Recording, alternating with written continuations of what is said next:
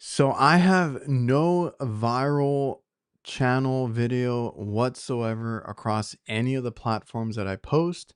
Yet I've managed to make a second full income. And all it is getting comfortable, getting consistent, believing in yourself, and knowing your worth.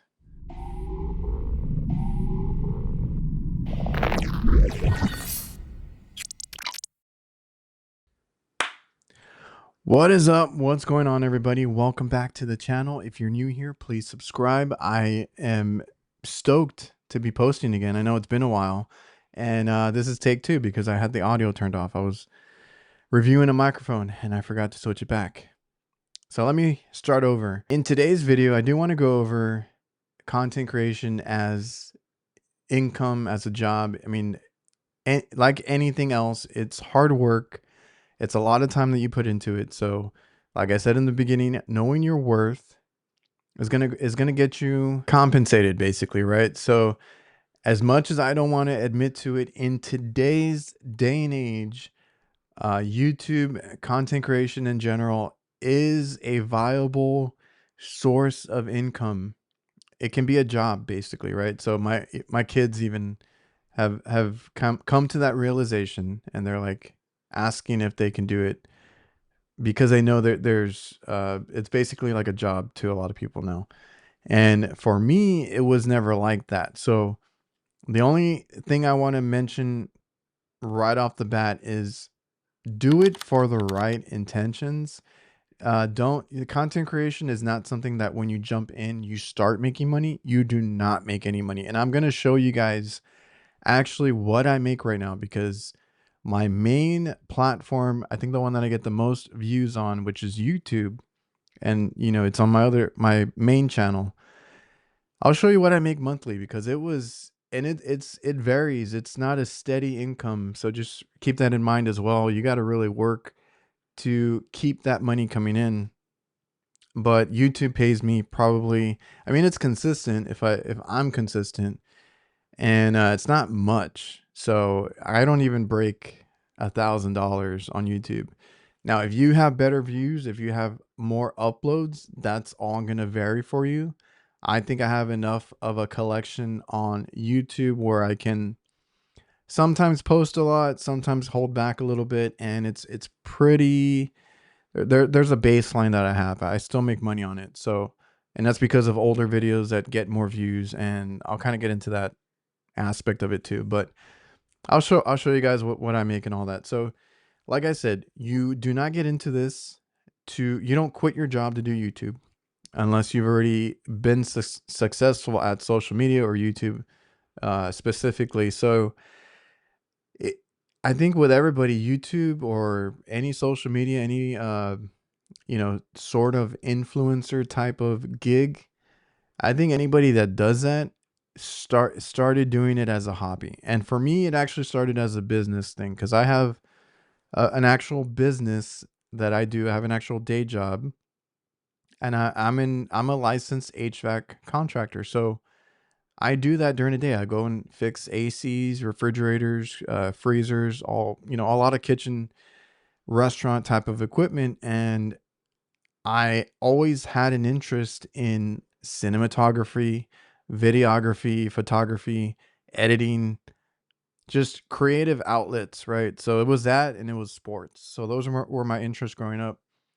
And when my dad started his business, that came into play because I could design logos and wraps and uniforms, and I still do all that to this day, constantly trying to figure out, marketing and business cards, brochures, like, the list goes on and on. There is that aspect of that business. I don't just go and like fix things. I also do business stuff and design and all that behind the scenes. And so I kind of got into the trades and dropped, some of those hobbies, right? You grow up, you don't do the stuff that you did before. I don't video game as much anymore. I don't do a lot of that stuff that I used to. I found a niche to kind of be a content creator, because I could show my work. I could share my experiences, and so on and so forth, like just posting as much as I could. And it was fun. And I started, making up logos, and I kind of came from the business, like a business aspect, because I already knew. I used to watch MKBHD, Unbox Therapy, Austin Evans, John Morrison, all these guys when they were small creators themselves, and now they're huge productions, with camera crews, and they have their own editors, and everything's like high def, like crazy expensive production. So like I've seen them grow, and I knew it was a thing. I knew they got paid. I knew they got stuff sent out to them. So, I knew it could happen. I didn't know if it was going to happen for myself, but I knew it could happen. So when I started gaining followers and traction on Instagram, I kind of put in place, I need a logo, I need a name, I need just things in place. I had a business email for just content, the content that I did, right? They could reach me at this email if it was related to any sort of content or YouTube or whatever I was doing at the time. It took me 6 months to make or to get monetized on YouTube. And I think that was a decent pace. I know some do it quicker, some it takes years because you're like in a such a niche that it just takes a little bit longer. This is the advice also for people running a business. Like, how do you get customers? I tell them, stand out, be unique. How do you be a content creator? Stand out, be unique. It doesn't necessarily mean you have to reinvent the wheel. It just means you have to be yourself. You have to be comfortable. And that was one of the points that I made in the beginning. It's not until I got comfortable that I felt like I was actually being myself and not trying to be somebody else, not trying to be like scripted or perfect or any of that. Like, you need to get comfortable. And that's, to me, that's the way you be unique, because you also don't want to be doing what everybody else is doing. You want to have your own channel with your own identity. I think that's the best way I can describe that. You also need to have fun with it. It should be a hobby. It should be for fun. It should not be for any monetary motivation. Like, it should not, that should not be your goal with that. Then that's just me being I like I said, I've never been viral. I've never had anything blow up. So if that's like a concern of yours, I would just say, obviously, like I said, be comfortable and be consistent, and do it for the right reasons, because I've seen it firsthand from others in my space. When you don't think about it, when you don't worry about that kind of stuff, it will come. You will get followers, you will find people that are interested in the same things that you are. They're interested in hearing your perspective. They're interested in whatever kind of content you have.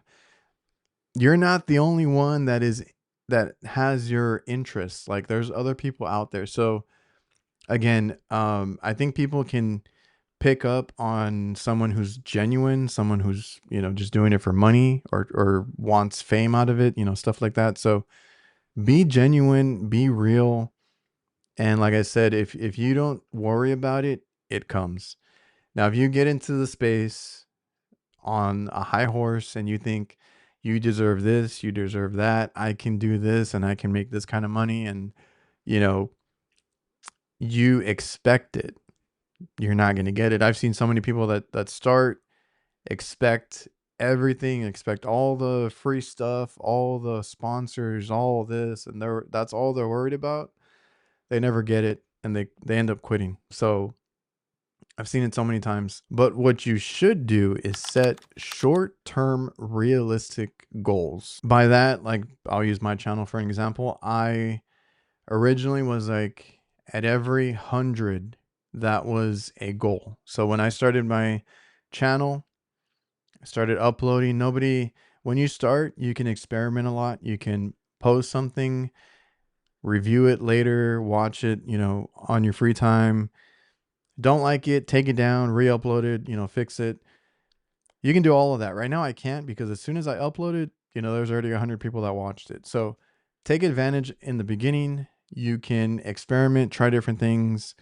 Not a lot of people might come across it until you start posting consistently, but in the beginning, you don't have to stick to a schedule. You don't have to be strict about it. You're just having fun. You post. It might be once a month, once every 2 months, once a week. Like it's gonna vary. So once you figure out and pay attention to when you post, if certain days do better or certain times do better. In my case, posting overnight does nothing because everybody's asleep. Everybody that I make this content for has a day job, so they're at work or they get up early for work. So I just realized I got to post it either right in the middle of the day or early in the morning. That way it can collect as many views as it can throughout the day. If I post it overnight, sometimes it did well because there's people that stay up late, right? Kids, younger generation. But if they're not watching it, then it just flops. So I always keep that in mind. But in the beginning, you do not have a schedule. You just post as you need to. YouTube will try and show it to people. I hit 100 subs. Okay, 200 is my goal, right? And I did that for every 100, basically up until like 500. Then it started gaining speed, and I was okay at 500. Now I want to hit 1,000. Then I hit 1,000, and that used to be the goal that, or that used to be a requirement by YouTube to live stream officially, right? Like on their platform, because you could do it through StreamYard, and you still can.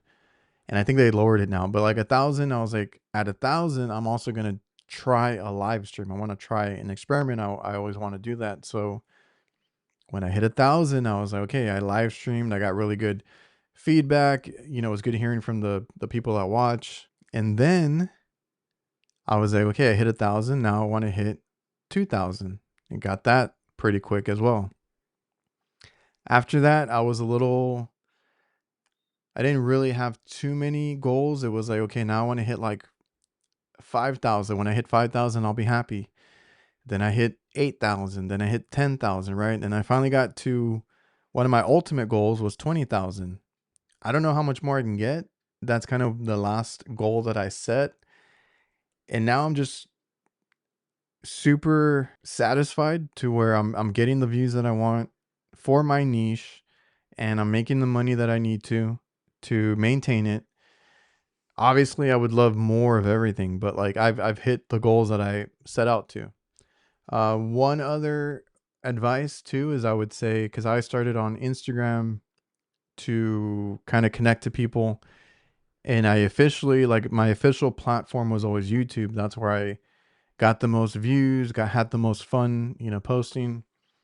But I will say what helped me a lot, I've mentioned a few things that I did to set it up, but what helped me a lot was also not putting all my eggs in one basket. So I did Instagram and YouTube.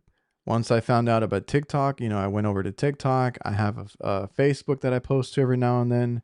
LinkedIn. I got into everything. So like, I don't have, and you saw it when TikTok was getting banned, but I don't have everything in one spot. So if I do have sponsors, they get to pick. Do you want? And I also got into podcasting because that was becoming a thing, and kind of established a name there too, where I'm again, for the goals that I had, I'm pretty happy with that is the way it is. If I do want to get paid from a sponsor, they can pick from podcasting, YouTube videos, Instagram reels, TikTok videos, whatever it is, they get to choose. I even do live streams now that are sponsored. So they get to pick because I offer options, and I took the time to build them all up. You don't have to go crazy with that either. You can repurpose content. A lot of the stuff that I post on Instagram gets reposted to TikTok and YouTube Shorts. I also do YouTube Shorts. And a lot of times I will say, so you don't need much equipment to start. I started with an iPhone and AirPods as far as like this kind of content. And then at work, I still use my phone for a good amount of stuff because it's easier. But that's all I had. I had an older iPhone that was not like the Pro or anything. And then I finally got money to get a Pro, and I was like, okay, cool. And I say I got money because like it was never worth buying. Like I have budgets as well. I don't like to spend money if I don't need to. So once I started making money on YouTube, then I had a reason to spend, and that's why I bought it, like the Pro iPhone, the newest one, whatever. So things like that, and I've upgraded my mics over time. But You can start with your phone, you can start with whatever you want, and you can make money. Now, when you start your channel, because I got one really early on, I think in the first 500 subs, I got people asking if they could send over like Amazon items. And I got really excited. When you start, again, you can't expect to get money or get paid. When you start, you're going to take a lot of free items to do reviews. Now, they're going to hold you to that. They're going to be like, I need a video of a unboxing review, whatever it is. I knew I wasn't going to get paid. So I did review videos in the beginning. I even did some that on tools that I bought because I needed. The way I look at it is if you get offered anything free, like I either get paid for it or the amount of the product has to equal what I would charge. Because I get a lot of them that are like these cheap little things and it's like a $15, $20 listing. I'm like, I'm not here to personally, and if you're a good salesman, a lot of them offer really good commission. I'm just like, I'm not here to sell anything. And honestly, that brings me into my another source of income is Amazon affiliates. So that was something I just remember. That's something I also started way in the beginning. I made a store. Other guys saw that. Other guys asked if I could help them set theirs up. So like that was something that I just thought of again because I didn't want to come to a point where I was like, oh, I don't have one. I need to scramble and make one. I did it before I even got a ton of views. I set up a store and I put all the tools and everything that you see in my videos. I put them in an Amazon affiliate store. But if you take anything like either you really want that tool, you really want that product because you would not buy it on your own or it's too expensive, that's when a product exchange for a video is good. And then you build up. To me, like I said, you either get the tool that you want or you use it because I've taken free stuff that I don't care for or I already have several of them because it helps you build up your resume. It helps you practice. Like for me, I wanted to get better at tool reviews. So I took on a lot. I reviewed everything that I bought. Then your videos go out, more people see it, more people want to pay you for content. Now, what you all have been waiting for. Now, this is not by any means the greatest stats ever. It's been doing really well because I've been posting more, being more consistent. So as you can see, and it even says that I made more, but that's because of YouTube, the YouTube shop, whatever it is, I'll make an extra 100 or so.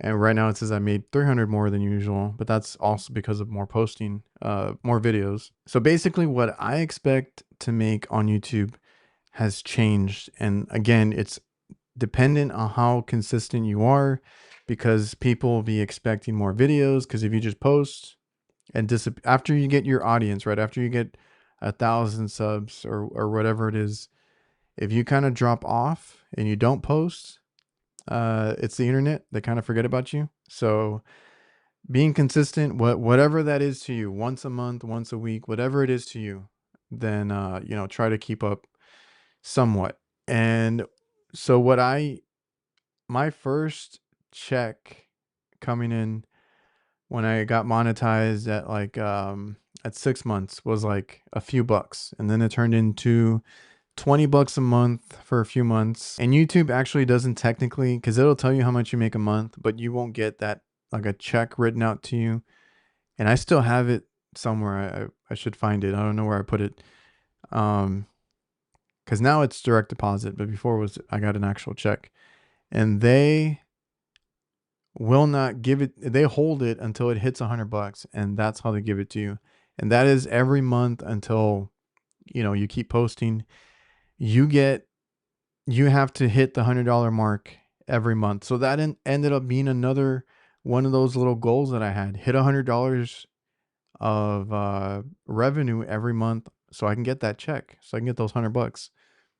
So again, it took me a couple months to get actually paid because it was like $20 here, $20 there. And for the first like year, I made 100 and some. I think I got to 200 pretty quick because I took it more serious. But like for the longest time, up until maybe a year and a half ago, it was like 200, 250 a month. That's what I would make. Now this year being more consistent again. That's usually the theme here. I got it to 350, 450, and then I got it over 500 barely this year. And I think I'm around 600. Like I said, 860 right there is a little um skewed because that takes into account YouTube Shop. Now that whole YouTube Shop thing is relatively new. Not super new, but I've been using it, and now that it's been out for a while, I think more people know about it. So it is worth, knowing there's other revenues that you can make money on. It's not just YouTube. Like I'm not making that's not enough to quit my job. 800 bucks a month. Realistically, it's probably $600 a month. That's not enough, right? That this is just extra money to kind of pay back for the action cameras that I bought, the laptop, the mics, that kind of money that I make monthly is just to reimburse myself for upgrades that I've made. So then where do I make my money, right? Because I'm making thousands of dollars a month right now. So early on, it was just YouTube. I don't get paid on Instagram. I know there's a way to get paid. I have no idea how to get paid on Instagram. My TikTok barely started getting monetized. It gives me like $10 payout here and there. So it's been YouTube and sponsors. So last year, I think it was, I got more insight. You can ask around, and I was told some creators make 100,000, 200,000 a year in my space. I was like, okay. So there's money on the table, right? So again, YouTube is not where most of it comes. So eventually, which is what I want people to know, is like companies use us for marketing, whether it's in the tech space, whether it's in the HVAC space, whatever it is, because the internet is forever. If you make a video, whether it's a short video, vertical video, a full YouTube video, and their product is in it, they're going to use it. They're going to clip it. They're going to reshare it. They're going to do whatever they can to get the most out of it. That's what their marketing team does. There's branding and advertising everywhere. So in my niche, I mean, there's branding and stuff too. So once I started getting asked if they could use my stuff, or hey, can we send you some stuff out for review? Okay, cool. Like once I started getting the views and once I started using my content for their ads, I've seen myself in commercials before. Like, okay, I need to start charging. So then you set a rate. I have a rate card that I give out to everybody. And now, honestly, there's a minimum of like 1,200, 1,500 bucks a month for like basic stuff. And if they want to like bundle things, then it goes up to some people pay me $2,400 a month. So times that by like 5 or 6 sponsors that I have right now. Now that is a income. I can't quit my day job because that is the content that I do, the stuff at work. But that's a whole second income right there. So I've just, like I said, know your worth, because they're going to try and tell you, we'll send you a free tool. We'll send you a free whatever. I don't even like to wear other companies' clothing in my videos because that is just free advertising. So I ended up with my own merch, and I have one on right now. It started just as, a way for me to wear something of myself in my own videos. And now it's actually another source of income. So I do sell merch, and that sells pretty well. So there's the Amazon links, like I said, there's merch, there is obviously the YouTube revenue, the YouTube shop, any commissions that you can set up on top of, if I take any commissions, it's on top of a base pay. The only thing I can tell you guys is you don't know unless you ask. So not only for, me finding out what people make, but I'll shop myself around. Now, when you start and you gain some traction, I had big names in my field, like people that watch me on my other channel, like Field Piece, Vito, Pro Pack. They came up to me once I got traction, and those are big companies. But a lot of the other ones, I'll pitch myself. I'll be like, hey, I can do this for you. I can do that. I'm a content creator. And if you guys want to review, you guys want to come out in any of my, podcast or videos, let's talk about sponsorships, right? And then, that starts a conversation and we can negotiate from there. I also have an agent. I mean, I've had one for a couple years now. They don't bring me a lot of deals, and I get it because they have guys that have like 100 and 200,000 subscribers, and I'm here with 20,000. I don't get first dibs, but I do have an agent, and they've gotten me some really big deals. A lot of the other ones I get myself, and it's just a matter of like asking around. I just did a new series on my main channel. I had 2 or 3 companies in mind. The first 2 I asked immediately jumped on it. So I have a sponsored mini series that I gotta do now. So you don't know until you ask. So when you become a YouTube partner, make sure you go and turn everything on. I have memberships on, short feed ads. I also do the shopping and brand connect. So over here on the left, under the earn tab, you're gonna go to brand connect right here. And on the right bottom, you can view a media kit. It's gonna lay it out really nicely for you, like what is your subscriber count, your view rate, all of these analytics, and you can kind of customize it to what you would want to show. A lot of your paid promotion, you can have that come out there, like past sponsorships will come out, or your highest viewed videos, whatever you want it to be. And a rate card or a media kit can help you because I've been asked like, hey, what's your rate card? What's your do you have a media kit that you can show us? And it's just they want analytics. So that's an easy way to do it on YouTube. On Instagram, TikTok, you kind of go into your dashboard and just take screenshots, put it in a nice little PDF file and send that over. That way they can have their analytics that they want. When you start telling them, I only do paid promotions or I charge this much if you're interested, all that, you're going to get a lot of no's. You're going to get a lot of pushback. Like, you're going to charge me? You're not so and so. You're not this, you're not that. Believe in yourself. That's another point that I made. I am at a point where I make content and it still has to be fun for me. It still has to be enjoyable. This is still my hobby, even though it now makes just as much as my other job, if not more, when I get these bonuses and stuff. But it has to be enjoyable. It has to be fun. I don't want to hate doing content creation. So one thing for me was like I can't be doing any more free content. So now I tell them, and I'm ready to hear like either no response or just sorry, you're not worth it, right? I've heard that so many times, and I'm like, cool. You're the one that asked me for content.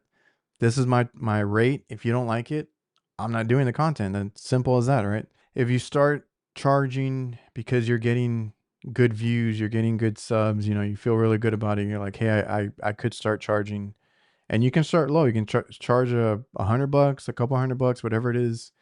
And that's what I did. I worked my way up to, over 1,000 now. So many have turned me down, but so many have said yes, and they believe in me. So that's just the way it works. You can't get down about it, and you just keep chugging along. And usually if someone tells me no, I make it a point to make sure I put out the best content after that and get better and show them why I was charging or show them what they're missing. You can set yourself up for success and make the most out of it. So what I did is my day job makes enough money for me to pay my bills, pay any payments that I had, go out with the kids, go out to eat. Like all of that is from my normal paycheck, my day job, my business. Everything that I've made online through social media and content creation gets put away in a savings. And that's another source of income. That is collecting interest over the past few years. And that's, I don't touch that money. Hopefully, this helps anybody that is starting out. You don't need to start with the most expensive equipment. I will have a video up next about my microphones, what I started with, what I'm using now. We'll talk about the desk setup very soon. The MacBook that I'm using has been a big help, but I barely bought that. Like, I don't like to spend money if I don't need to. All you need to make any kind of content is your phone. Hopefully this helped. Remember to like, comment, subscribe, all that good stuff. See you guys.